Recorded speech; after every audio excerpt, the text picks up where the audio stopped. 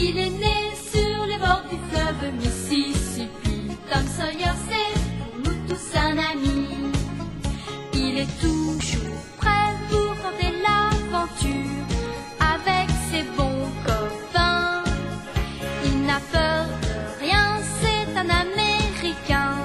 Il aime l'école, surtout quand elle est loin. Tom Sawyer, c'est l'Amérique, le symbole de la liberté.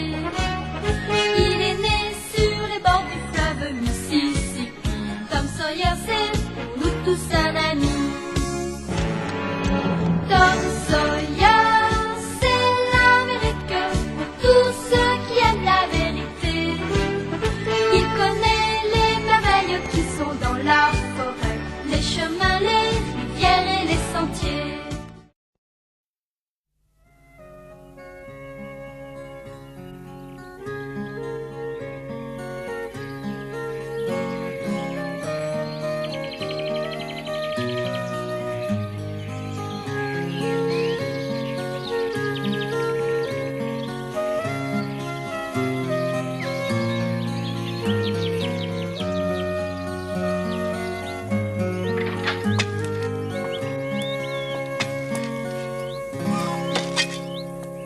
Bonjour, mademoiselle Marie. Bonjour, Jim. Dites, mademoiselle Marie, est-ce que le monsieur dort encore? Qui, Arthur?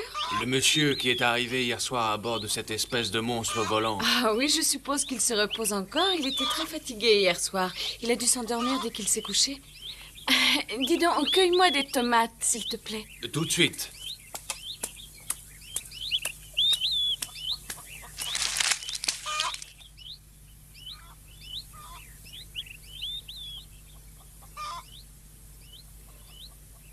On va essayer de s'habiller en silence sans réveiller Arthur.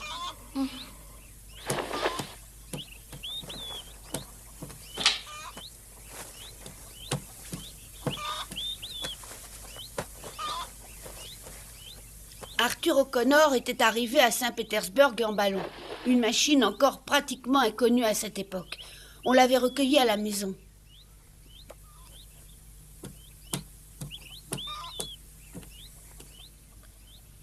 Bon, il vaut mieux nous en aller. Ouais, mais c'est dommage. J'ai des questions très importantes à lui poser. Il s'est couché de très bonne heure hier. Oui, mais il a sûrement besoin de bien dormir. Oh, Je crois que ça me suffira amplement. Ça ira, merci beaucoup. Mademoiselle, Oui, Jim. il y a plusieurs de mes amis esclaves qui prétendent que ce n'est pas un homme, mais que c'est un diable.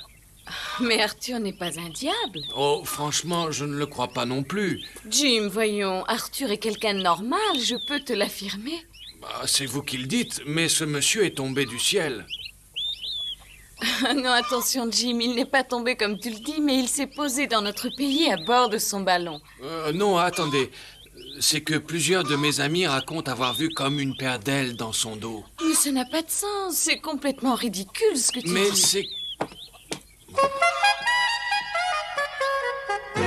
Bon, ça suffit Tom à moi maintenant, allez. oh, mais tais-toi, tu vas réveiller Arthur. Laisse-moi tranquille. Arrête, Tom, allez, donne ça. Laisse-moi tranquille. C'est à mon tour maintenant. Oh, mais attends encore une seconde. Non, c'est à Laisse-moi. moi, donne, Oh, d'accord, tiens. J'y vois plus rien. Ouais, bah mets-la dans le bon sens. Oh, c'est mieux comme ça. Bonjour. Oh. Il est déjà tard? Non, oh bravo, tu peux être fier. Oh. Bonjour Arthur. Vous avez bien dormi? Il est bon ce lit, hein? Très bon, oui. Ah, j'ai dormi comme une masse. Ah bah tant mieux. Ah, ne t'inquiète pas, je ne compte pas te priver d'un si bon lit. Je vais m'arranger pour aller dormir autre part. Oh, mais c'est pas la peine, vous pouvez très bien rester dormir, même dans mon lit. Non, non, mais ça me gêne. Et puis ça fera de la peine à Marie si vous ne restez pas dormir chez nous. Et nous, on aimerait bien vous poser encore tout plein de questions à propos des ballons. Vous pouvez bien nous faire ce plaisir tout de même. Oh oui, et puis c'est pas souvent qu'on peut avoir un invité qui nous parle d'un domaine passionnant comme celui-là. Ah oui, moi aussi, j'aimais bien que des invités dorment à la maison quand j'avais le même âge que vous. Ah, ça nous ferait très plaisir, Arthur. Vous pouvez rester à la maison tant que vous voulez. Oh oui, restez des jours, des semaines. Ou des années même.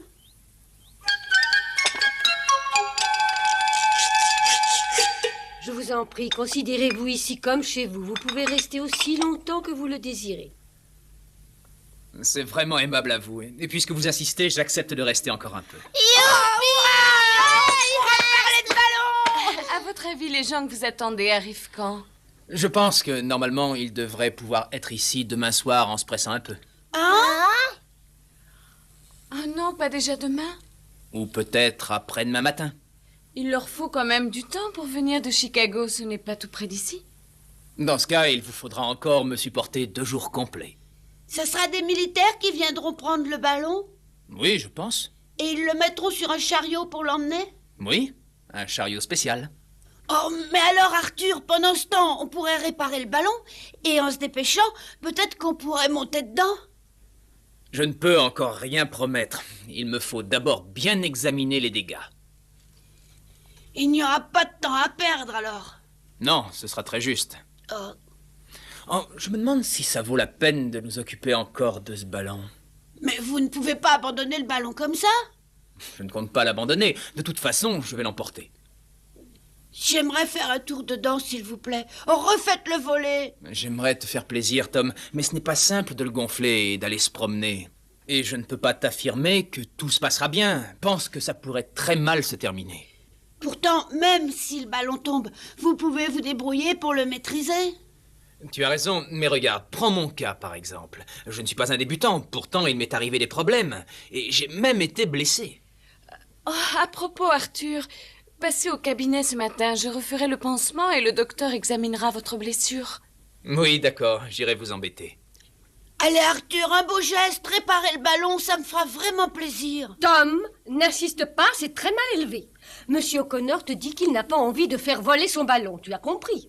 Arthur, emmenez-moi faire un petit tour, je vous en prie. On ne parle plus de ballon! Oh. Arthur, un tout petit tour, juste pour voir ce que ça fait. Ça te ferait vraiment plaisir? Oh oui, je rêve d'aller faire un tour en ballon, de voler dans les airs.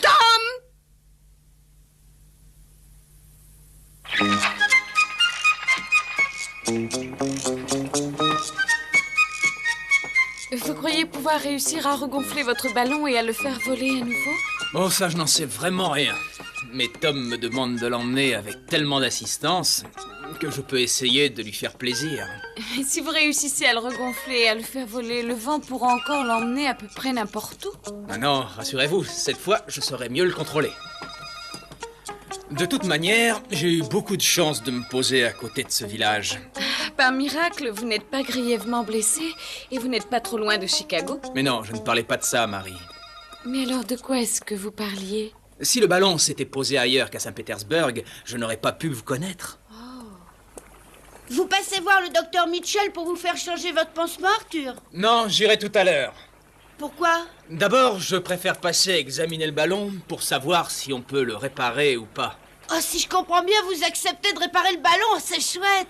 Oui, mais je me demande si je pourrais terminer avant l'arrivée des militaires. Oh, mais dépêchez-vous, ne perdez pas une minute.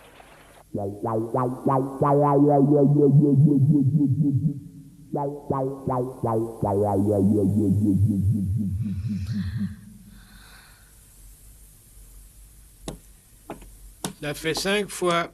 Quoi? Est-ce que vous avez dit quelque chose, docteur Mitchell? Oui, j'ai dit quelque chose, j'ai dit que ça faisait 5 fois. Expliquez-vous, docteur, je ne comprends pas. Alors franchement, tu ne sais pas de quoi je parle? Non?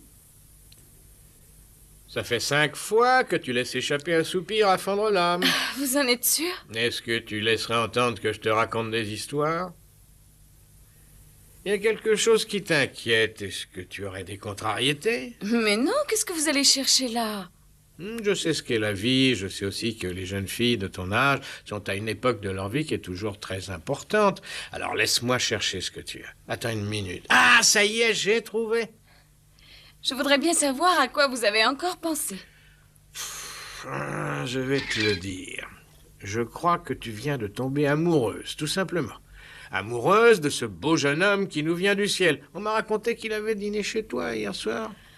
Docteur, ne plaisantez pas, ne vous moquez pas de moi, ce n'est vraiment pas gentil. Ce jeune homme est charmant, mais je le connais à peine. Ah, oui, tu le connais peut-être à peine, mais ça n'est pas ça qui t'empêche d'être tombée amoureuse de lui. Malheureusement, je crois qu'il lui faudra retourner bientôt à Chicago.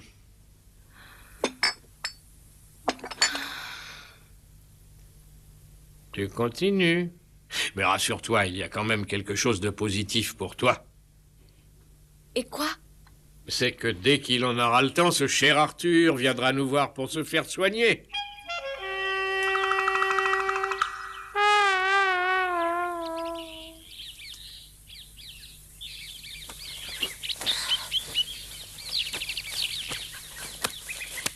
Tom, ça y est, c'est assez haut.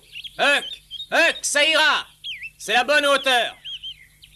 Vous pouvez lentement redescendre maintenant. Descendez en même temps si possible.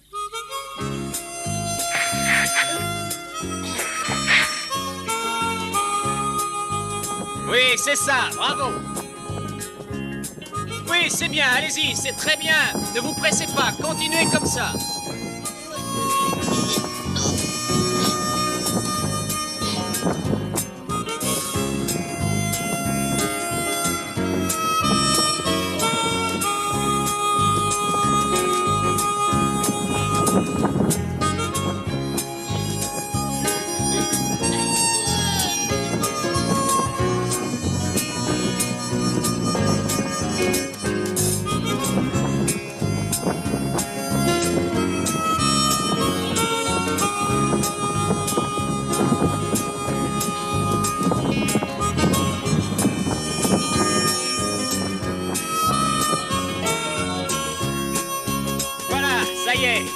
C'est parfait comme ça, c'est parfait.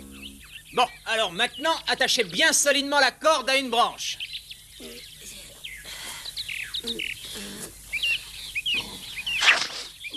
C'est excellent, on ne pouvait pas faire mieux. Maintenant, j'espère que vous êtes prêts à travailler.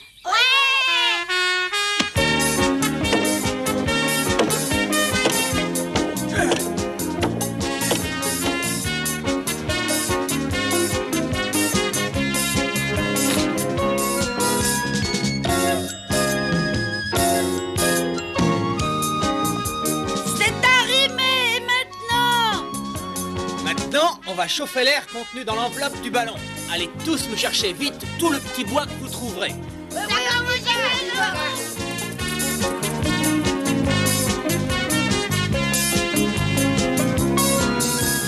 Ça marchera peut-être.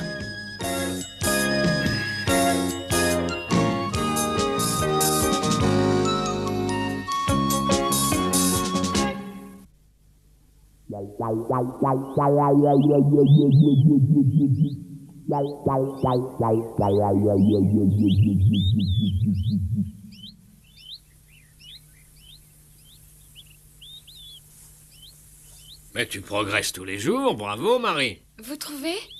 Dites-moi, je vous ai fait mal, Arthur? Oh non, c'est très bien. Et votre ballon, vous serez capable de le refaire voler ou pas? Je n'en sais trop rien, et pour l'instant, j'ai demandé aux enfants de s'occuper de chauffer l'air. Tous les enfants sont passionnés par ce ballon. Ils espèrent tous pouvoir monter se promener avec moi. Voilà, j'ai terminé le pansement. Docteur, je me suis bien débrouillée, n'est-ce pas? Mais oui, c'est très bien. Il ne me reste qu'à vous remercier de votre gentillesse. Je ne partirai pas avant demain soir, à mon avis. Alors repassez me voir demain dans la journée. Je regarderai si la blessure n'est pas infectée. Bien. À demain. N'oubliez pas, surtout. Mais non, docteur, je n'oublierai pas. Je reviendrai sans faute demain vous montrer ma blessure. Parfait. Au revoir. Tu sais, à ta place, moi, Marie, j'irai voir aussi le ballon puisque je n'ai aucun rendez-vous. Mais docteur... Ne perds pas de temps, vas-y, dépêche-toi, Arthur vient de s'en aller, rejoins-le.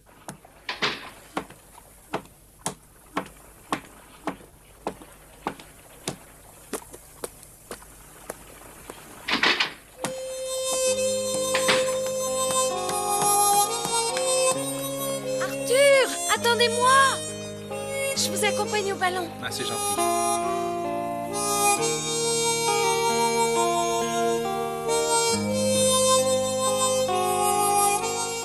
n'avez pas la moindre raison d'avoir peur si vous montez avec moi. Oh, mais il ne s'agit pas d'une question de personne.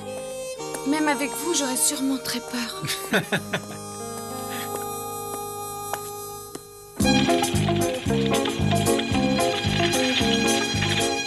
S'il te plaît, il me faudrait encore un peu de poids. Oui, d'accord.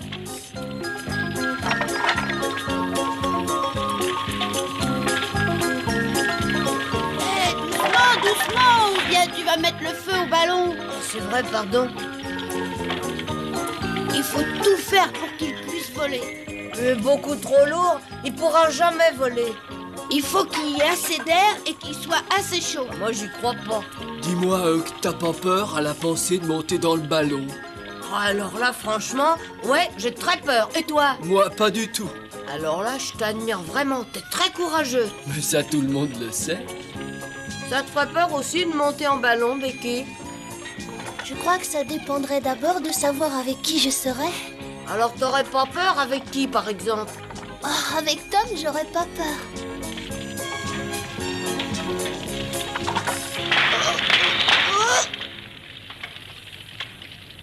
Dis donc, Tom, on peut monter à combien là-dedans?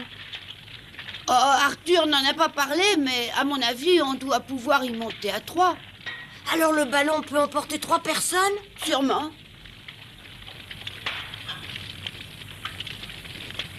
Si seulement ça pouvait réussir. Allez, apporte du bois, s'il te plaît, dépêche-toi. Non, doucement, attends une petite minute. Tu mets trop de bois. Arthur a bien dit de maintenir un feu moyen. Oui, mais plus les flammes seront belles et plus le ballon se remplira d'air chaud. C'est ça, et plus les chances de voir brûler l'enveloppe seront grandes, c'est bien.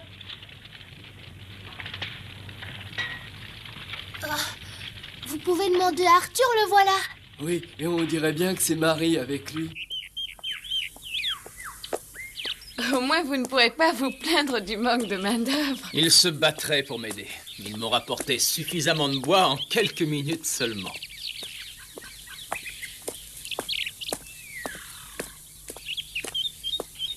Oh, il me semble que le ballon commence à flotter en l'air. Excusez-moi, mais je dois aller m'occuper de ça.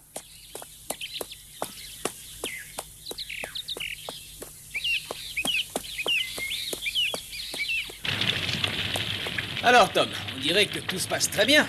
Oui, très bien. Le feu est bien régulier? Oh oui, rassurez-vous. Vous croyez que le ballon sera en état de voler?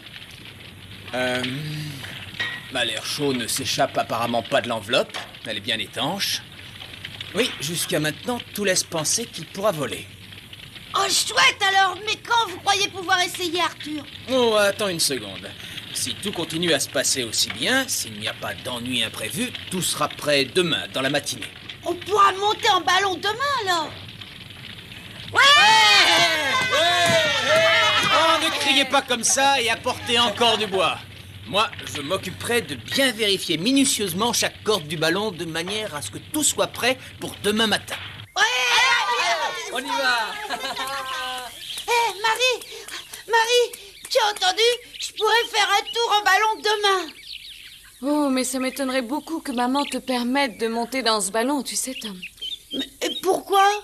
Si tu penses qu'elle voudra pas, eh ben je lui en parlerai pas. Je t'en empêcherai, moi aussi. Toi? Et pourquoi? Parce que tu pourrais te tuer. Arthur, il montera dans le ballon. Pourtant, à lui, tu lui dis pas qu'il pourrait se tuer. T'inquiète pas, il n'y a aucune raison. Et de toute façon, le ballon ne tomberait pas assez vite. Pour ça, je l'ai regardé sous toutes ses coutures. C'est pas dangereux. Je devrais peut-être demander à Arthur de ne pas voler.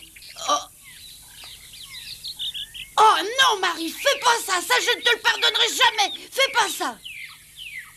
Oh, Tom, je ne sais pas encore.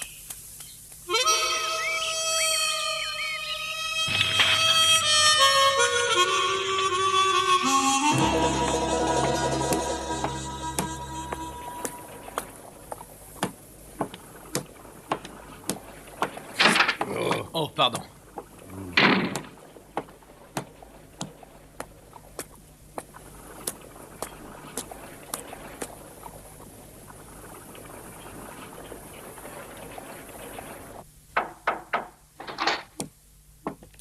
Entrez, monsieur O'Connor. Merci d'être venu me voir comme je vous l'ai demandé. Asseyez-vous. Oh, oui, merci.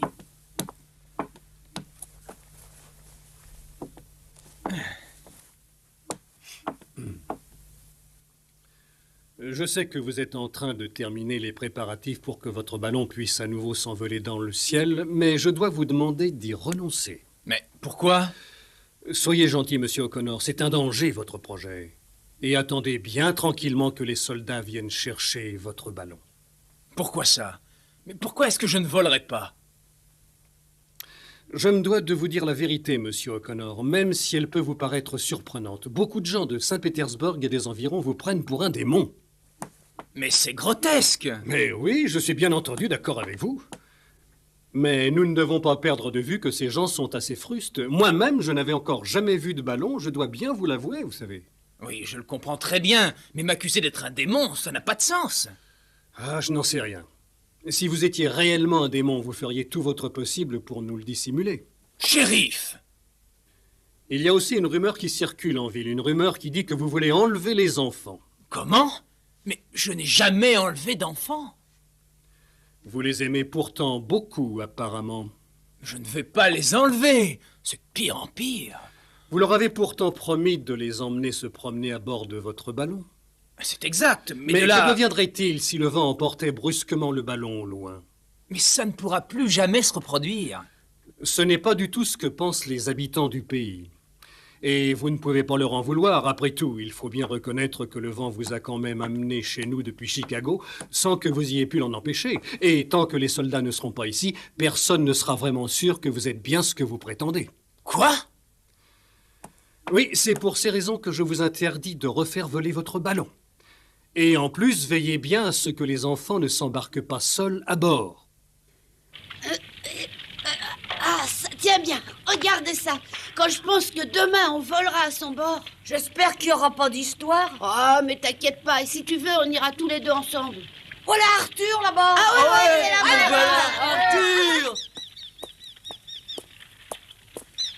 Arthur, on vous attendait, qu'est-ce que voulait le shérif? Allez chercher des baquets d'eau, s'il vous plaît, et éteignez-moi ce feu. Vous pensez qu'il y a assez d'air chaud comme ça? Non, mais le ballon ne volera pas. Hein?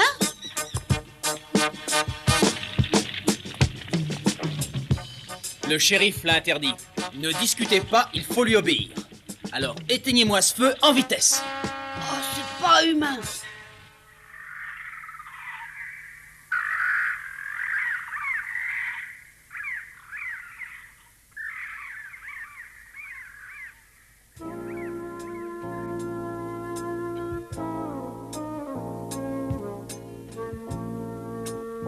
C'était vraiment trop injuste. Moi qui étais tellement content de monter dans ce ballon. Mais je ne renoncerai pas comme ça. Je ferai tout pour quand même voler.